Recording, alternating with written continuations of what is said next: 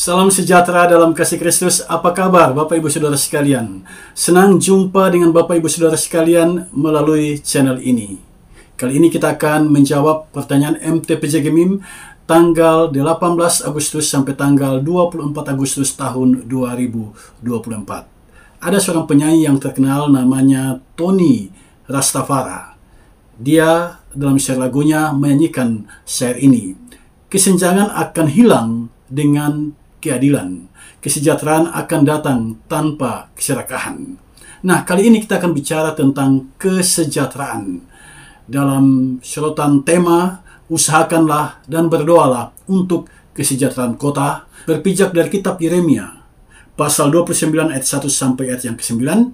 Melalui kesempatan ini kita akan dituntun menjawab pertanyaan MTPJ Gemim tanggal 18 sampai tanggal 24 Agustus tahun 2024, menjawab 3 pertanyaan yang diajukan di sini. Mari kita masuk pada pertanyaan yang ada. Yang pertama, apa yang saudara pahami tentang usahakanlah dan berdoalah untuk kesejahteraan kota menurut Yeremia pasal 29 ayat 1 sampai ayat yang ke-9. Yang kedua, jelaskan apa manfaat doa bagi orang percaya. Yang ketiga, bagaimana upaya-upaya gereja dan pemerintah dalam mengusahakan kesejahteraan. Itulah 3 pertanyaan yang diajukan dalam buku MTPJ Gemim tanggal 18 sampai tanggal 24 Agustus tahun 2024. Nah, sekarang mari kita bahas satu persatu. Harap kita memperhatikan dengan cermat jawaban yang saya berikan melalui kesempatan ini. Pertanyaan nomor 1. Apa yang saudara pahami tentang usahakanlah dan berdoalah untuk kesejahteraan kota menurut Yeremia pasal 29 ayat 1 sampai ayat yang ke-9? Saudara, pertanyaan nomor 1 ini mengajak kita menggali teks Yeremia pasal 29 ayat 1 sampai ayat yang ke-9 untuk memahami apa maksudnya pernyataan usahakanlah dan berdoalah untuk kesejahteraan kota. Apa maksudnya tema ini? Saudara, kata usahakanlah dan berdoalah untuk kesejahteraan kota itu kita temukan dalam kitab Yeremia pasal 29 ayat yang ke-7. Saya akan bacakan bagi kita semua. Usahakanlah kesejahteraan kota kemana kamu aku buang, dan berdoalah untuk kota itu kepada Tuhan, sebab kesejahteraannya adalah kesejahteraanmu.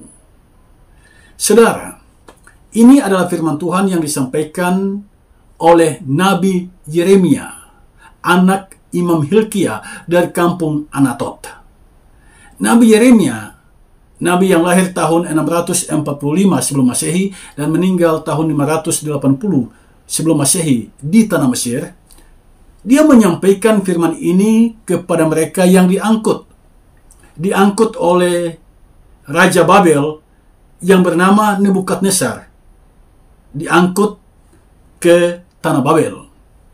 Nah, dari ayat 1 jelas, Yeremia menyampaikan firman Tuhan ini melalui surat atau lewat surat kepada tua-tua, imam-imam, nabi-nabi, dan seluruh rakyat yang diangkut oleh penguasa Babel, Raja Nebukadnezar, dari Yerusalem ke Babel, dan itu terjadi tahun 598 sebelum Masehi. Hal itu terjadi ketika Raja Yehuda bernama Yekhonya juga diangkut ke Babel. Kemudian Nebukadnezar mengangkat seorang raja di Yerusalem dan nama raja itu adalah Sedekia. Walaupun pada akhirnya Sedekia juga memberontak terhadap Raja Nebukadnezar ini. Nah, pada saat Raja Sedekia mengutus Elsa dan Gemaria ke Babel menemui Raja Nebukadnezar, Nabi Yeremia menitipkan surat melalui 2 orang ini. Nah, salah satu pesan surat yang menjadi fokus kajian kita saat ini adalah dalam ayat 7, usahakanlah dan berdoalah untuk kesejahteraan kota. Mengapa Tuhan berpesan demikian? Saudara, jika kita membaca keseluruhan kitab Yeremia, ada dua dosa yang menjadi keprihatinan dari Nabi Yeremia. Yang pertama adalah penyembahan berhala. Banyak umat yang menyembah berhala. Dan yang kedua adalah ketidakadilan yang dilakukan oleh penguasa kerajaan Yehuda kala itu. Diangkutnya bangsa Israel ke Babel ini merupakan hukuman. Hukuman dari Tuhan agar mereka kembali ke jalan yang Tuhan kehendaki. Nah, jika kita membaca Yeremia pasal 29 ayat 10, hukuman itu berlangsung cukup lama, selama 70 tahun. Ini bukan rentang waktu yang singkat, saudara sekalian. Nah, dalam rentang waktu yang lama itu, Tuhan berpesan kepada umat agar mereka mengusahakan kesejahteraan kota dan berdoa untuk itu. Ora et labora, bekerja dan berdoa. Itu pesan Tuhan kepada umat.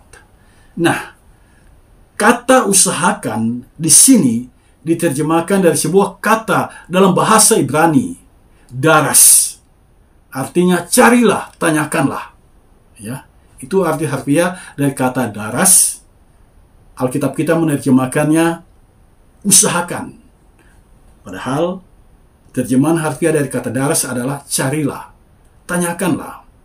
Nah, ini berarti Tuhan Allah menghendaki umatnya tidak pasif, tetapi selalu berjuang untuk mewujudkan kesejahteraan itu.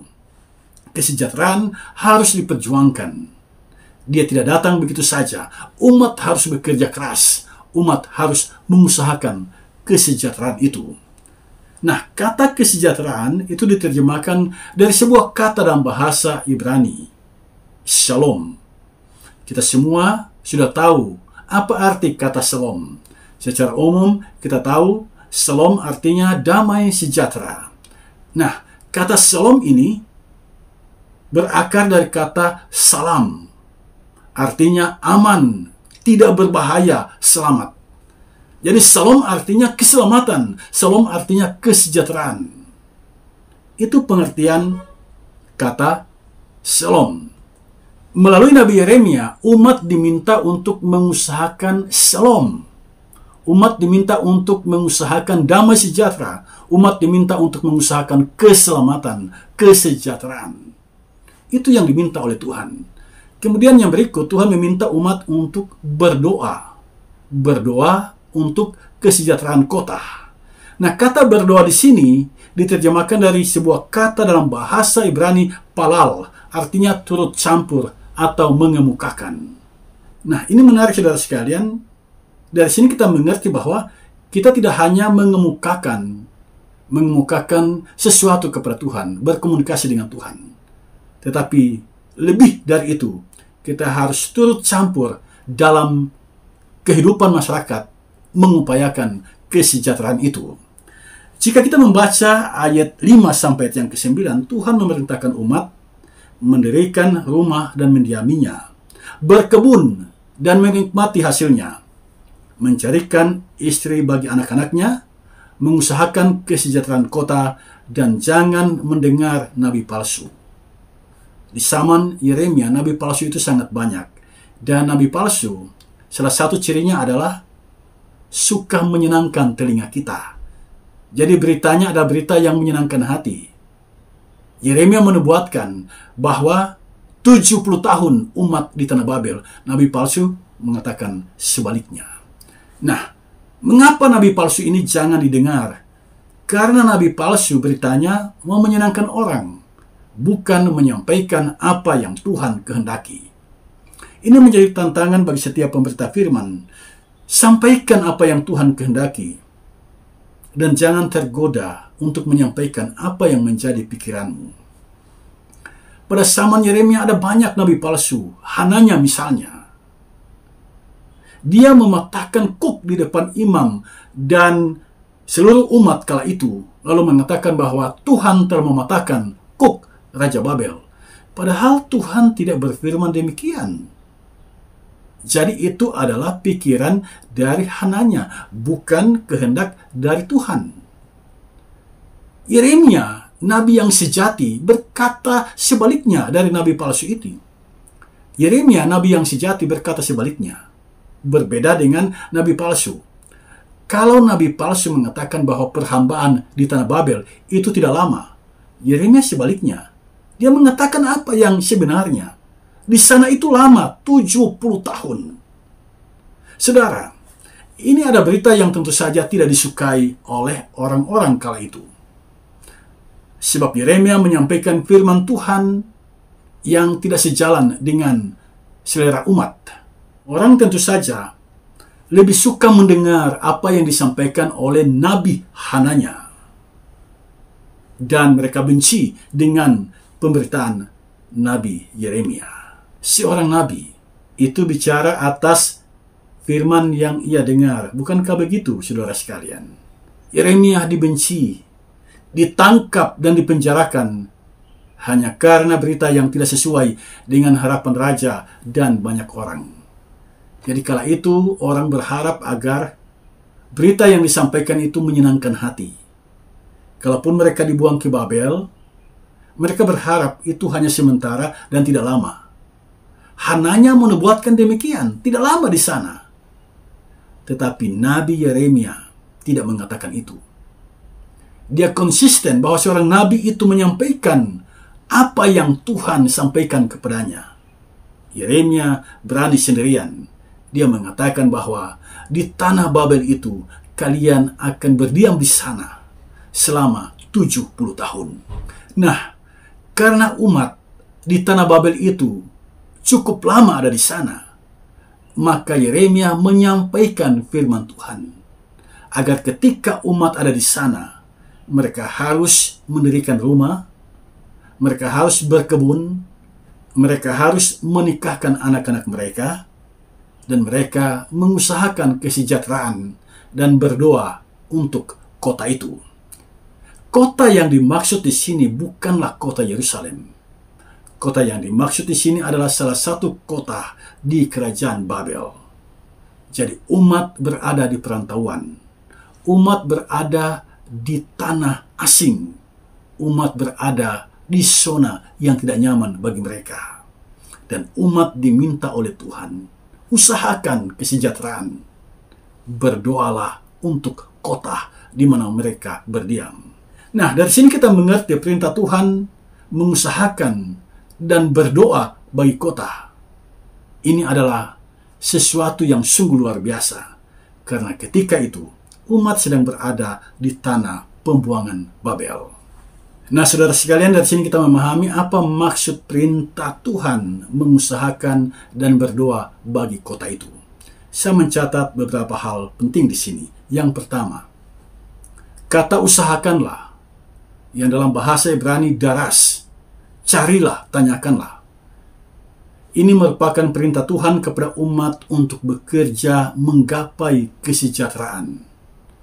Sekalipun di tanah rantau, sebagai tawanan, saat kondisi hidup terpuruk, Tuhan meminta, bekerjalah.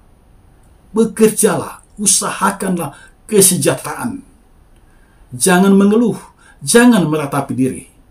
Teruslah berjuang. Sebab kesejahteraan itu tidak datang begitu saja. Semuanya mesti diperjuangkan. Saudara, ini menarik sekali. Tuhan yang memerintahkan mengusahakan. Tuhan yang memerintahkan bekerja. Tuhan yang memerintahkan untuk mencari, bertanya, agar kesejahteraan itu dapat diwujudkan.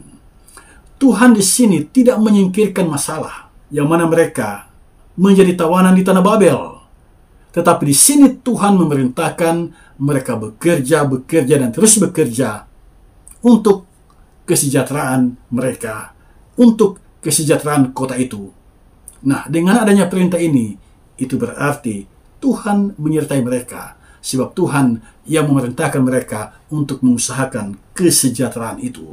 Saudara, hidup sebagai tawanan, jauh dari tanah kelahiran, di daerah yang masih asing bagi mereka, itu semua bukan zona nyaman.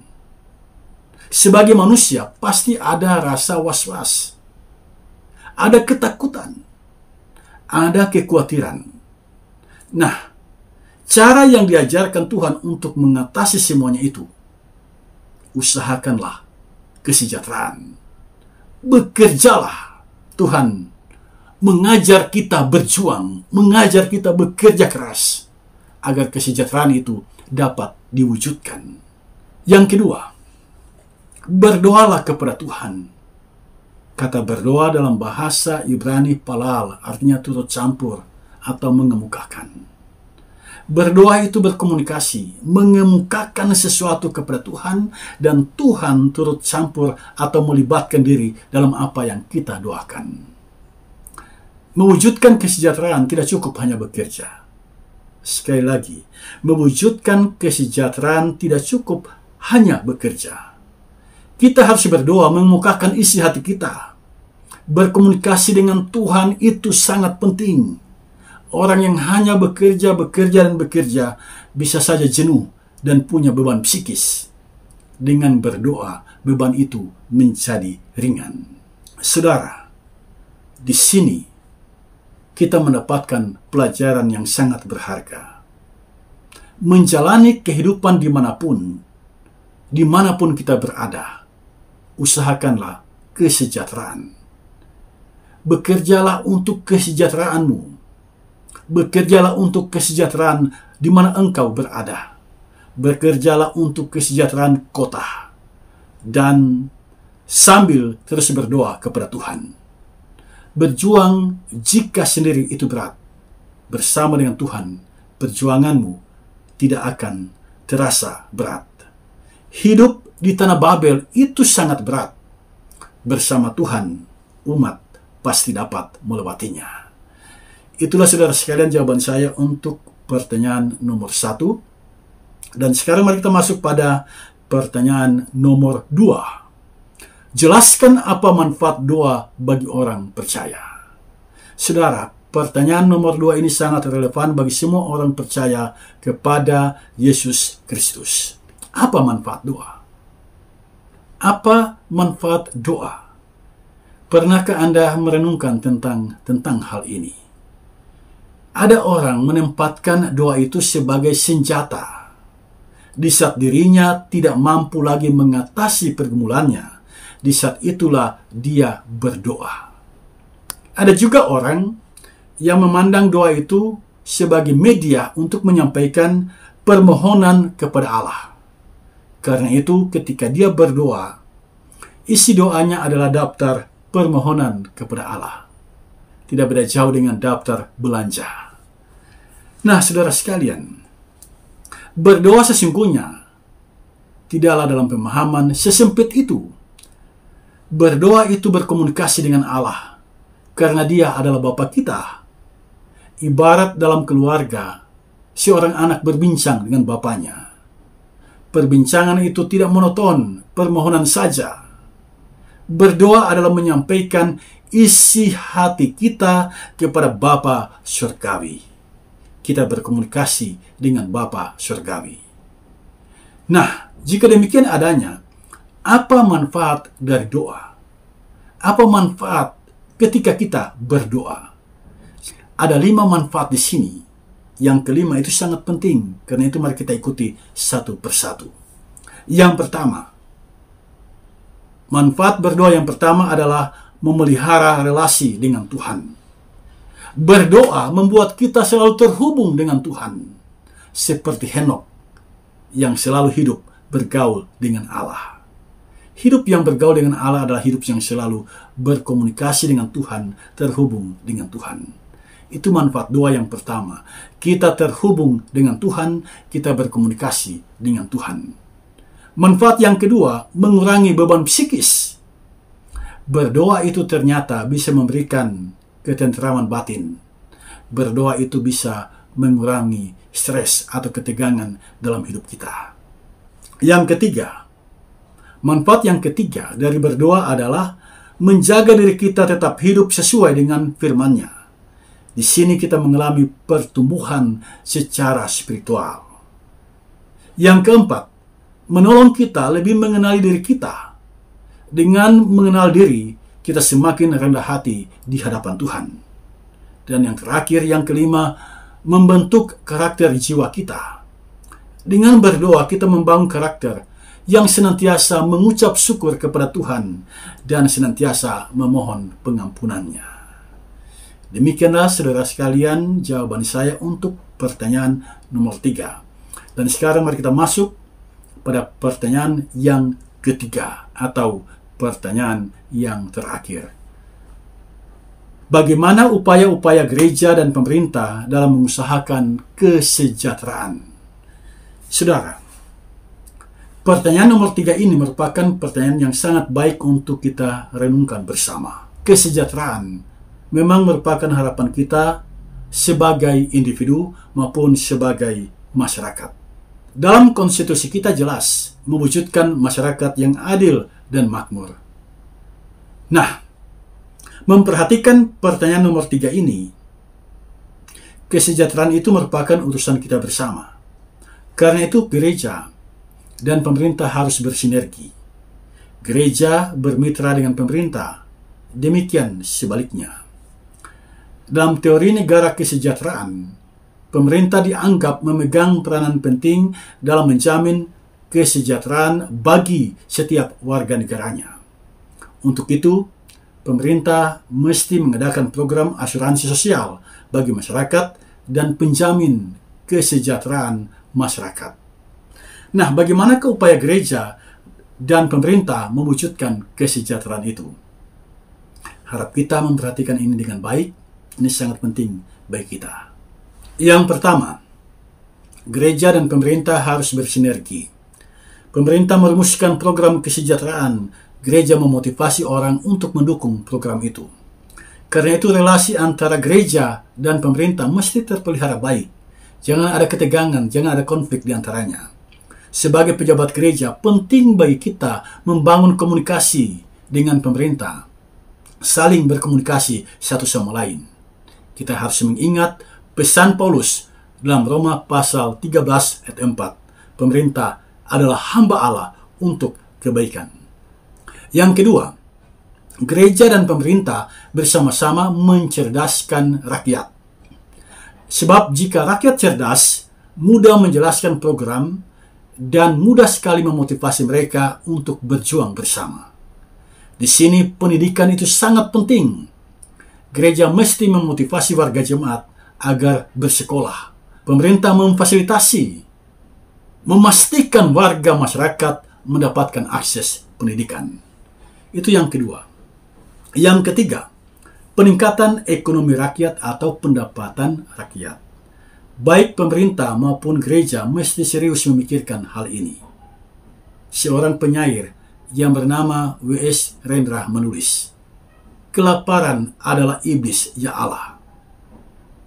Maksud dari syair ini adalah manusia bisa menjadi jahat jika dia dalam kondisi lapar.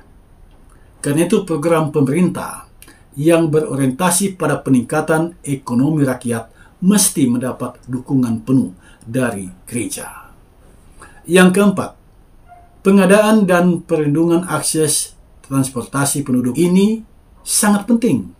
Dan di Indonesia ini, pemerintah telah melakukannya.